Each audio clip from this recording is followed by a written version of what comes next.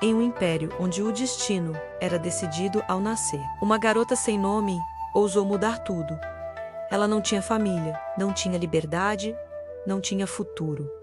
Era apenas uma escrava, mas havia algo nela, algo que nem correntes conseguiam prender. Seus olhos não carregavam submissão, carregavam fogo. Seu nome era Ara, vendida ainda criança para os corredores frios do palácio. Ela cresceu servindo aqueles que nunca sequer olhavam em seu rosto. Para a corte ela era invisível, mas o destino sempre encontra uma forma de se revelar. Numa noite silenciosa, enquanto limpava os jardins proibidos da rainha, Ara encontrou algo que mudaria sua vida para sempre. Uma joia, pequena, mas com um brilho impossível de ignorar. Dizia a lenda que aquela joia pertencia à linhagem real e que apenas o verdadeiro governante poderia toquilá sem sofrer as consequências. Era proibida, era mortal. E mesmo assim, Ara tocou. Nada aconteceu, nenhuma dor, nenhum castigo. Apenas um silêncio estranho, como se o próprio destino tivesse prendido a respiração. Mas alguém viu.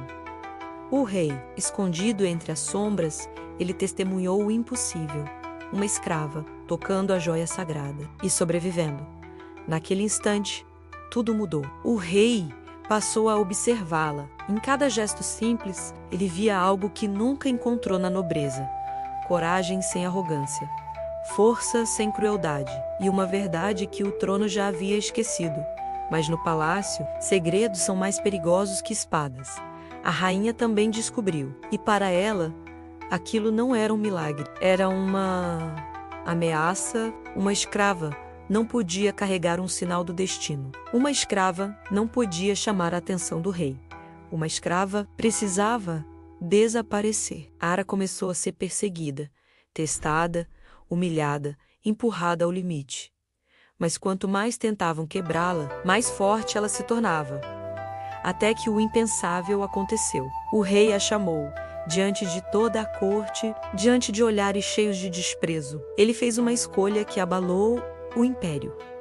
Elevou Ara, de escrava, a guardiã da joia, um título que nunca existiu, uma posição que ninguém aceitou.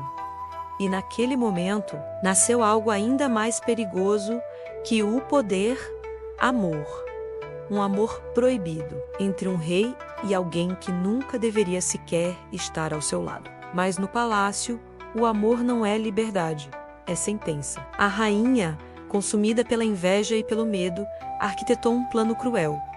Acusou Ara de traição. Disse que a joia havia sido roubada, que a escrava havia enfeitiçado o rei, que sua existência era uma ameaça ao império. E a sentença foi decretada: morte, sem julgamento, sem defesa, sem misericórdia. Na noite de sua execução, o palácio estava em silêncio, mas dentro dele, um coração se quebrava. O rei, dividido entre o dever e o amor, entre a coroa e a verdade. Ele sabia que Ara era inocente, sabia que ela era diferente, sabia que sem ela, o trono perderia sua alma. E então, ele fez o que nenhum rei antes teve coragem de fazer. Ele desafiou a própria tradição, interrompeu a execução. Diante de todos, revelou o segredo da joia. Disse que ela havia escolhido Ara, que o destino havia falado, e que negar aquilo seria negar o próprio império. A corte entrou em caos. A rainha, em fúria, mas o povo viu na escrava algo que há muito tempo não via nos nobres: esperança, mas o destino nunca entrega vitórias sem exigir sacrifícios. Na mesma noite, um golpe foi armado. A rainha tentou matar o rei, e foi Ara quem entrou na frente, sem hesitar, sem medo. Ela escolheu amar, mesmo sabendo que isso custaria tudo. O golpe foi impedido. O rei foi salvo, mas Ara caiu nos braços do homem que ela amava. Ela sorriu pela última vez, e ali, naquele instante, o império mudou para sempre. A escrava sem nome se tornou lenda.